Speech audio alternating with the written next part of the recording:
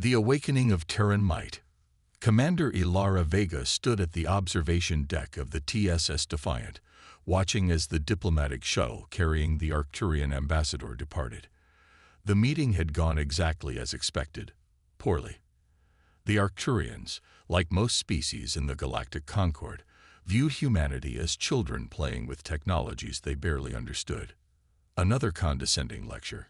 asked Captain Darius Chen, approaching from behind. "Worse," Ilara replied, her eyes still fixed on the departing shuttle. "They're implementing trade restrictions on antimatter catalysts. Said our primitive containment protocols pose a risk to galactic stability." Chen's jaw tightened. That's the third essential resource they've restricted this year. Without those catalysts, the Ganymede colonies won't survive the winter. The Concord doesn't care. To them, we're an annoyance, a species that achieved faster than light travel before developing proper diplomatic temperament, as Ambassador Zix put it. For 60 years, humanity had struggled to find its place among the stars. Earth had celebrated first contact with almost religious fervor, expecting a golden age of cooperation and advancement. Instead, they found a galactic community rigidly hierarchical and suspicious of newcomers, especially ones that evolved so quickly. "Admiral Reeves wants to see us," Chen said after a moment. "Something about Project Nexus." Ilara raised an eyebrow. Project Nexus was the most classified military initiative in human history, a defensive technology that could potentially shift the balance of power. Did the old man finally get it working? He wouldn't say over comms, but he sounded different. The research facility buried beneath Luna's surface was a labyrinth of steel and concrete, guarded by the most sophisticated security systems humanity could devise. Admiral Reeves, a legend whose tactical brilliance had saved Earth during the Proxima incident, greeted them in the observation chamber. "It works," he said without preamble, his weathered face illuminated by the blue glow from the testing chamber below. "After 15 years, we've achieved stable resonance." Through the reinforced glass, Ilara saw a small device hovering in the center of the chamber, hardly larger than a basketball. It pulsed with an internal light that seemed to bend the very space around it. "The Nexus Shield," Reeves continued, "creates a quantum field that can absorb and redirect energy at unprecedented levels. Theoretical maximum is beyond our ability to measure." "How does it work?" Chen asked, leaning closer to the glass. "It establishes a form of quantum entanglement between itself and incoming energy. Instead of absorbing or deflecting attacks, it creates a temporal loop. The energy essentially attacks itself." Ilara studied the device skeptically. The Concord restricted research into quantum manipulation technology centuries ago. "They claim it's too dangerous." "They claim a lot of things," Reeves replied, his voice hardening. "But they've kept us dependent, vulnerable. Last month, we detected void-borne scout ships at the edge of our system. The Concord did nothing." The Void-borne Collective, a confederation of species from the galactic rim, had been expanding aggressively for decades. Unlike the Concord species, they didn't bother with diplomacy or trade restrictions. They simply took what they wanted. "Command wants the shield installed on our frontline ships immediately," Reeves said. "We're starting with the Defiant." Chen exchanged a glance with Ilara. "The Concord won't like this." "The Concord doesn't need to know," Reeves countered. "Not yet." 3 weeks later, the Defiant patrolled the outer reaches of the Sol system, its newly installed Nexus shield dormant but ready. Chen had ordered drills around the clock, preparing his crew for the technology that none of them fully understood. "Contact," the sensor officer called out, multiple signatures emerging from the Kuiper belt. "Configuration matches void-borne vessels." Ilara moved to the tactical station, her heart racing. 8 ships. Cruiser class. Weapons charging. "They're not even trying to communicate," Chen noted grimly. "Raise shields. Bring the Nexus online." The small device, now integrated into the Defiant's defense systems, hummed to life. On the tactical display, a sphere of blue energy expanded outward from the ship, a translucent bubble of protection, unlike anything they'd deployed before. "They're firing," Ilara announced. The void-born energy weapons, devastating beams of concentrated plasma, streaked toward the Defiant. The crew braced for impact, but instead of the expected collision, the beams seemed to distort as they approached the blue shield. They twisted in impossible ways, folding back on themselves before dissipating harmlessly. "Nexus shield holding," the defense officer reported, his voice tinged with awe. "No damage." Chen leaned forward in his chair. "Return fire. Conventional weapons only." The Defiant's railguns responded, launching hypersonic projectiles at the Lid voidborn vessel. The alien ship's shields flickered under the assault, but held. "They're adjusting their attack pattern," Ilara observed, focusing fire on Sector 7. Another barrage of energy weapons converged on the Defiant, this time with greater intensity. The Nexus shield flared brightly, and for a moment, Ilara feared it would collapse. Instead, something extraordinary happened. The shield not only absorbed the incoming fire, but seemed to draw energy from it. The blue glow intensified, and suddenly, tendrils of energy shot back toward the voidborn ships, their own weapons turned against them. Two of the alien vessels erupted in spectacular explosions as their engines overloaded. The others immediately broke formation, scattering in apparent confusion. "What just happened?" Chen demanded. "The shield," Ilara replied, studying the readings. "It's not just defending, it's learning, adapting to their attack patterns and reflecting the energy back at precise weak points." "That's not in the specifications," Chen said, his voice low. "No," Ilara agreed. "It's not." The remaining voidborn ships regrouped and resumed their attack with renewed ferocity. But with each assault, the Nexus shield grew stronger, more efficient. Within minutes, the blue energy field had expanded to envelop the Defiant completely, and the counterattacks became more precise, more devastating. "They're retreating," the sensor officer announced as the voidborn vessels turned and accelerated away from the battle. Chen exhaled slowly. "Damage report." "None, sir," came the reply. The shield absorbed everything. Ilara studied the tactical display, where the Nexus shield was slowly contracting back to its normal parameters. "Sir, I'm detecting unusual energy patterns in the shield matrix. It's like it's processing the battle data." "Shut it down," Chen ordered. "Standard shields only until we understand what happened." As the Defiant returned to Earth, news of the encounter spread rapidly through military channels. The voidborn attack, the first direct assault on a human vessel, was concerning enough. But the performance of the Nexus shield was what truly shocked the High Command. Admiral Reeves met them at the lunar dock, his expression a mix of triumph and concern. "The shield exceeded all expectations," he said as they walked through the secure corridor. "But the autonomous response capability wasn't part of the design. It adapted," Ilara explained. "The more they attacked, the stronger it became. It was like it was learning from each hit. The quantum entanglement matrix was more dynamic than we anticipated," Reeves admitted. "We're analyzing the data now, but preliminary findings suggest the shield is developing a form of emergent intelligence." Chen stopped walking. "Are you saying it's becoming sentient?" "Not exactly," Reeves replied. "Think of it more as an immune system. It recognizes threats and develops countermeasures. But it's happening at a rate we didn't predict." Before they could discuss further, an aide rushed up to them. "Admiral, we've received a communication from the Concord. They're demanding an explanation for the unauthorized deployment of prohibited quantum technology." Reeves sighed. "That didn't take long. The Voidborn must have reported the encounter." "What do we tell them?" Chen asked. "The truth," Reeves replied. "That we were attacked in our own system and defended ourselves. If they have a problem with that, they can take it up with the Voidborn." The Concord's response came swiftly and predictably. Sanctions, diplomatic protests, and threats of isolation. But for the first time in decades, humanity wasn't inclined to capitulate. Within days, the Nexus shield was being installed on every major human vessel. Engineers worked around the clock to understand and refine the technology, attempting to harness its adaptive capabilities while maintaining control. Ilara found herself reassigned to the project, working directly with the scientific team. She spent hours studying the shield's behavior, trying to anticipate its evolution.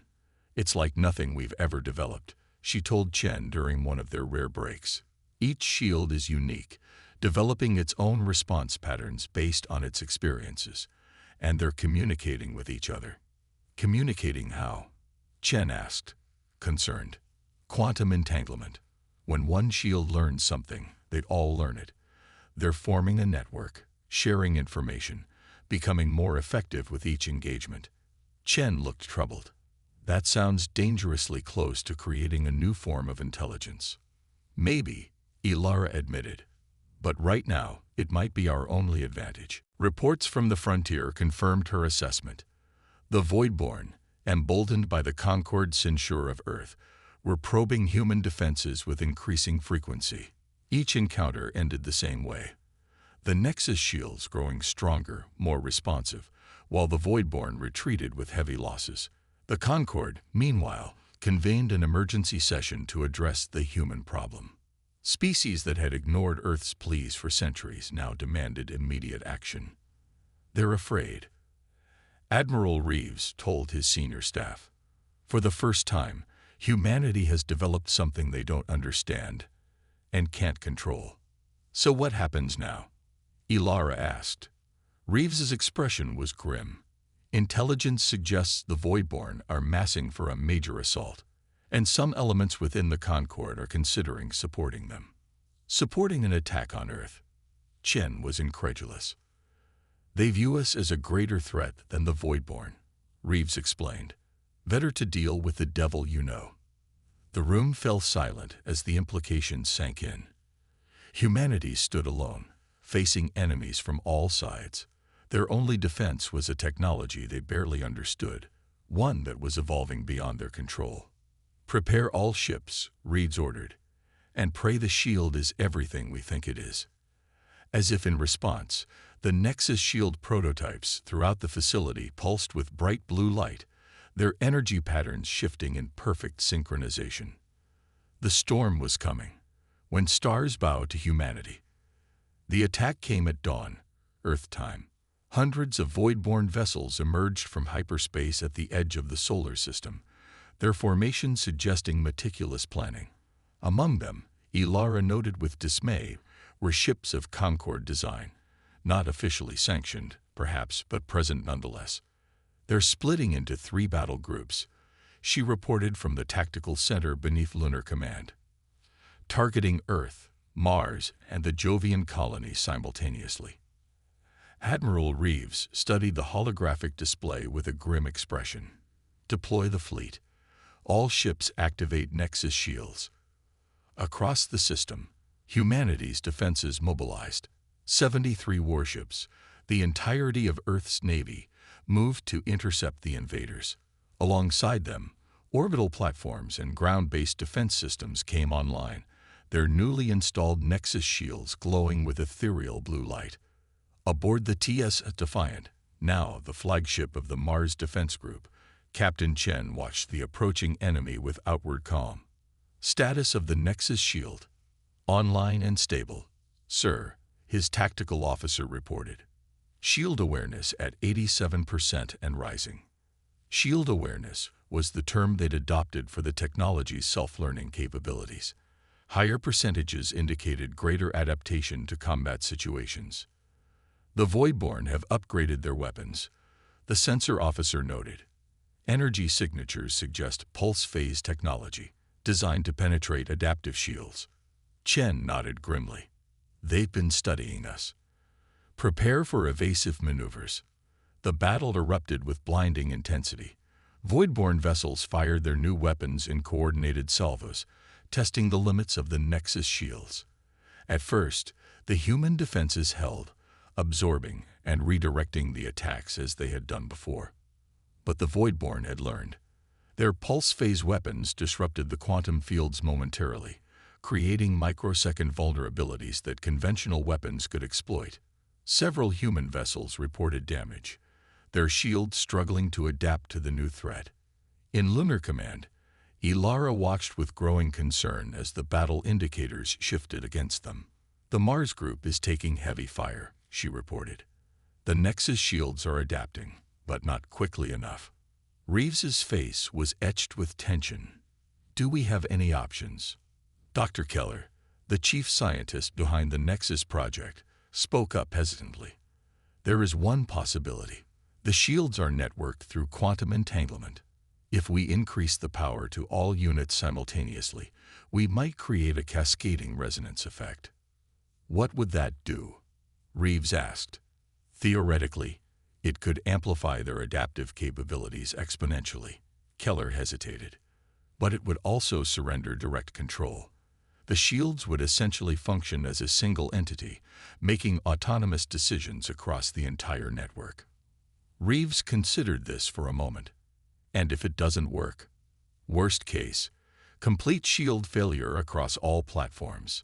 Silence fell over the command center as the implications sank in.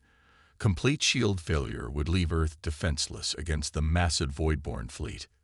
"Do it," Reeves finally ordered. Keller nodded and began the process, her fingers flying over the control interface. Initiating system-wide power surge. Nexus network entering harmonic resonance in 3, 2, 1. Across the solar system, every Nexus shield flared with sudden brightness. The blue energy fields pulsed in perfect synchronization, their quantum matrices linking in ways that defied conventional physics. Aboard the Defiant, Chen watched in awe as his ship's shield transformed. What had been a simple defensive barrier now expanded into something far more complex, a living geometry of light and energy that seemed to exist in multiple dimensions simultaneously. "Shield awareness at 150% and rising," his tactical officer reported, wonder in his voice. "The system is exceeding all known parameters." Similar reports came in from across the fleet. The Nexus shields were evolving before their eyes, developing capabilities that no one had anticipated. In Lunar Command, Ilara monitored the transformation with a mixture of hope and trepidation. "The network is stabilizing," she reported. "All shields are now operating as a single system." On the tactical display, the blue indicators representing human vessels began to move with newfound coordination, as if guided by a single mind. The Nexus shields weren't just protecting individual ships anymore. They were optimizing the entire defense strategy. The Voidborn, sensing the change, intensified their assault. Their pulse-phase weapons lashed out with even greater power, seeking to overwhelm the evolving defense. But the networked shields had already adapted. Energy attacks that reached human vessels were not merely absorbed. They were captured, analyzed, and repurposed. When the Defiant was struck by a particularly powerful barrage, its shield didn't just deflect the assault. It transformed the energy into a retaliatory wave that disabled 3 enemy vessels instantly. "The shields are communicating with each other," Chen observed in amazement. "They're coordinating our defense like a single organism." Across the battlefield, other human ships experience similar phenomena. The Nexus shield network was learning at an exponential rate, developing countermeasures faster than the Voidborn could deploy new attacks. Ships that had been on the verge of defeat suddenly found themselves protected by shields of unprecedented strength. In the Jupiter sector, where the battle had been going particularly poorly, the tide turned abruptly. The human defenders, previously outnumbered 3-1, rallied behind their evolving shields. Voidborn vessels that approached too closely found themselves caught in quantum distortions that twisted space itself, rendering their weapons useless. "They're retreating from the Jovian colonies," Ilara announced, watching the tactical display. "Regrouping for another push toward Earth." Indeed, the Voidborn fleet was consolidating, abandoning their 3-pronged strategy in favor of a massive strike against humanity's homeworld.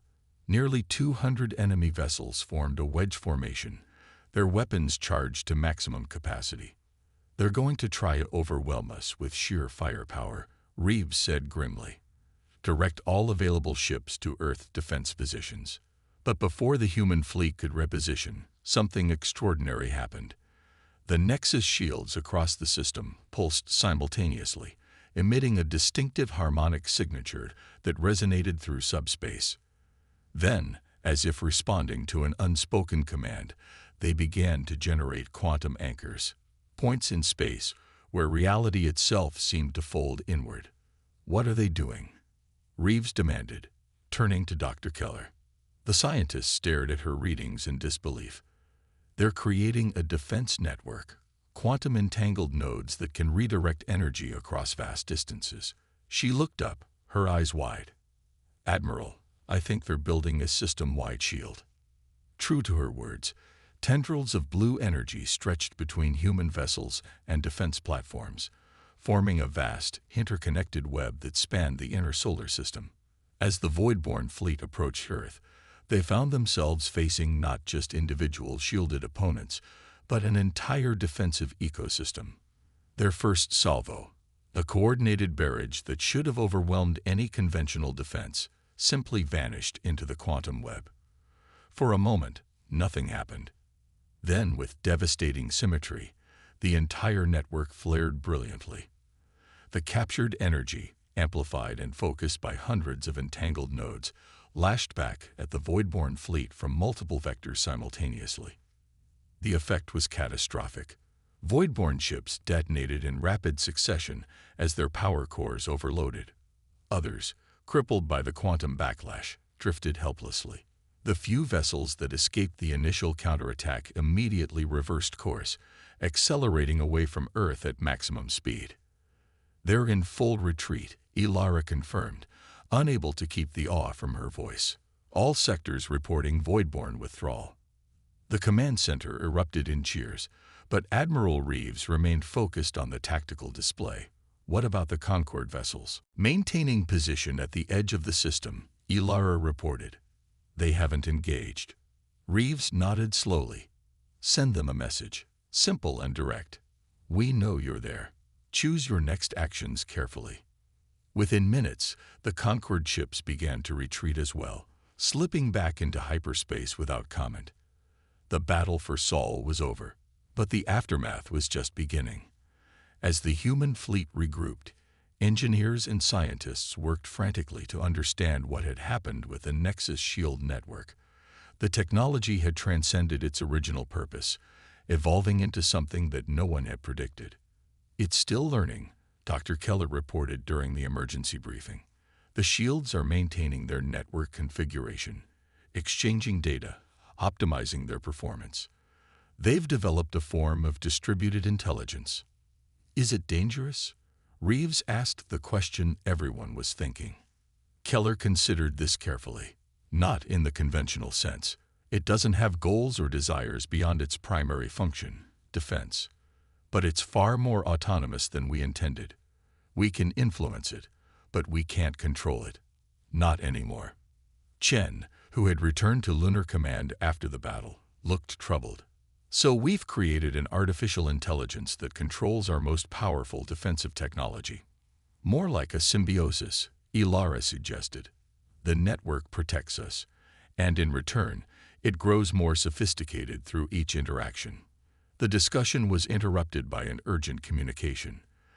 The Galactic Concorde had called an emergency session, and for the first time in history, Earth had been invited to present its case directly to the full assembly.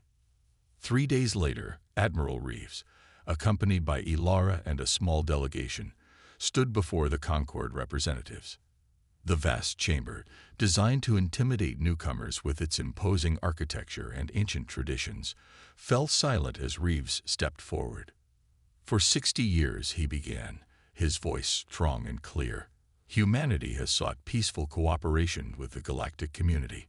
We have endured restrictions, patronizing treatment, and outright hostility.